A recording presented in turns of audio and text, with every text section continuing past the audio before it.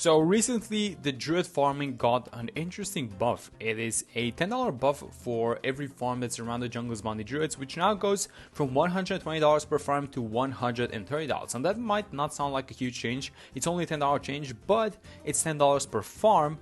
And then if we buy multiple farms, then it's obviously going to increase. And then if we buy multiple Jungle's Bounty Druids, it's obviously going to be a lot more cash in general. So these Jungle's Bounty Druids are, well, they're not kind of, you know, a favorite among people. And you can kind of see why. I mean, it's very tedious to just keep spamming the abilities. You're probably going to need tech bots for that.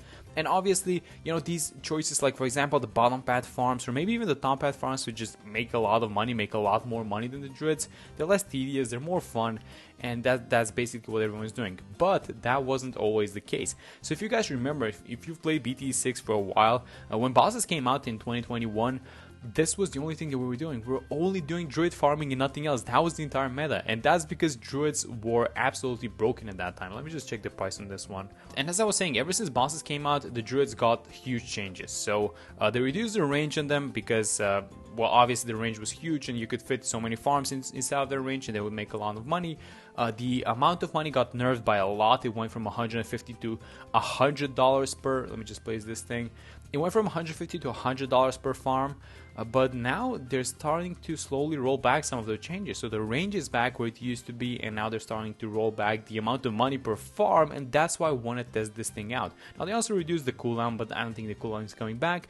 But with proper stalling, you can absolutely make a lot of money with these druids. So that's what we're trying to do today. Okay, so I might have went a little bit overboard with this, kind of sacrificing in the mid game. So I'm down to 2 lives. I got the druid. I think I should have probably placed something else to defend and not just have it this close. Maybe, you know, it's always the greed that gets me. I've noticed that it's like a 1-0-0 farm would have been nice, but I went for a 2-0-0 and this is where we're at. So I got the druid. This is going to be an early druid, druid of the jungle. Actually, I'm just going to keep it as a, I guess this one is going to have to be like a 1-3-0 for the lead balloons. This is Dreadbloon, and Dreadbloon is basically, I guess Dreadbloon is the boss in which you want to try this. Maybe some other bosses which are kind of slow, and that allows you for, wait, I just said it's Dreadbloon. I didn't buy the Hawthorne. I said, are we going to make money for this one?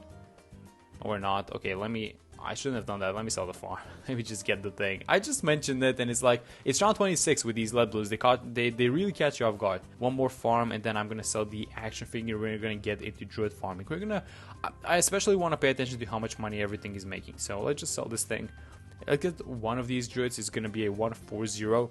And then try and get another one. I hope that this one gets all 3 farms in its range, actually. So this is gonna be a 0-4-1, the other one. And let's just get this thing to 2-0-0. I'm going to place a couple of tech bots actually because I don't want to be clicking the ability. This is, I guess, the most tedious part about Druid farming is having to click the ability. And if you start missing abilities, well, missing 1, missing 2 abilities doesn't actually matter. But if you just keep stalling in the long term, like let's say over 40-50 rounds, then that's going to have a huge impact on the total amount of money that you're going to make, right? So I'm just placing one more farm, and I hope this is going to be in range of the right one. And this is basically the plan. Also, Camel Balloons, round 33, so we're kind of getting near to the boss. So let me get one more farm. That's 3 druids that I got. Or actually, am I getting a farm or am I getting another druid? What are we doing? Are we doing both? How are the abilities going? Is this farm going to be in range of a druid? I hope it is. Okay, you know what? It's round 38, but I'm going to place one more. I shouldn't be doing this one because it's, well... the boss is gonna appear in like 2 rounds, but I just can't help myself. I have to do one more. But Dreadbloon is super slow. We're not in a rush to pop him, so let's just get this one, and we're gonna figure out our defenses after. Okay, this is the last one, guys. I promise. This one is, at least this one's gonna be in range of everyone, so I'm not exactly worried about this one. It's gonna be a lot of money that this farm brings in. So let me just get this farmer. Whenever you pop the primary immunity, that's when these rock balloons start rolling in. So unless you're ready for the rock balloons, you should not be popping it. So let me just, I think we're gonna be ready. I think so. Let's just get the just the village, just the alchemist, the usual stuff. I'm gonna be buying a bunch of 2-0-0 alchemists as well, just because that's the better choice. Let's get the tag zone. 3-2-0. I think this should be a 4-2-0 actually. We're doing fine with the rock balloons because this thing has no pierce nowadays. So They're kind of leaking actually. I can feel one more. Do we do one more after this one? We don't exactly have that much money. Look at the Pierce. Okay, so now it got some Pierce from the primary training from Geraldo. So this is a nice combo. Yeah, I guess it's fine. So it's still a nice tower. I mean, it's not like it's not like it's going away or anything like that. It still does a lot of damage, especially single target. Are we fine, by the way, versus these rock blues? So we're not gonna lose these ones, are we? Let me just sell these alchemists. Hopefully the druids clean up, please. I mean, they're very weak. Yeah, there we go. Nice. And let's just keep buying more druids. I mean, these druids, as I was saying, like these druids are very nice versus small balloons. They can defend small balloons. And I guess that's... How do you stall? I guess that's the problem, because the whole thing of these druids' abilities is that you want to be stalling balloons, but they're not allowing you from their vines. So the way to stall is actually stalling Moab class balloons, because obviously the vines don't affect them. So let me just buy a couple of these guys, and we... Actually, if I want to play this thing right, I think I want to be buying a Moab Shove Heli. So let me just... Are we starting with the... Are we transitioning to farms? I think it's time to transition to farms, because these guys are obviously not going to hold on for much longer by themselves. We cannot farm the entire game with druids. So I think I'm going to upgrade this thing actually to a BRF. And yeah, I'm going to keep all these guys on the side as 0/0/0 just because we want to have the druid ability getting buff from them, but that's going to be it. And I'm probably going to get a Moab Shove Heli actually, just to kind of play this thing right.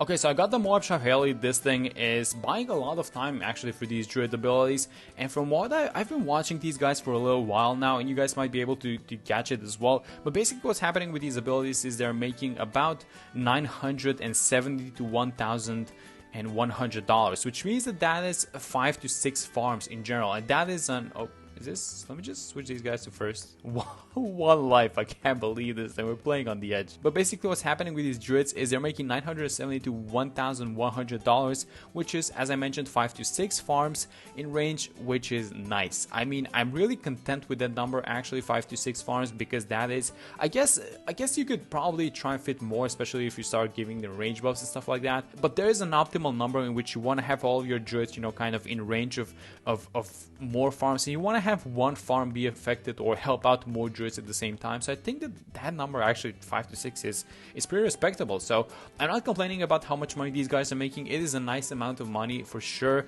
And looking at the amount of farm druids that I have in general and how the money is going, I think that these druids are actually not that bad. I just have this ice a little bit. I want to have it in range of the village, so just keep it like that. It's just going to be a 4-2-0. I don't want to spend a lot of money on this thing because, well, the druids are amazing by themselves, so there's really no need to do that.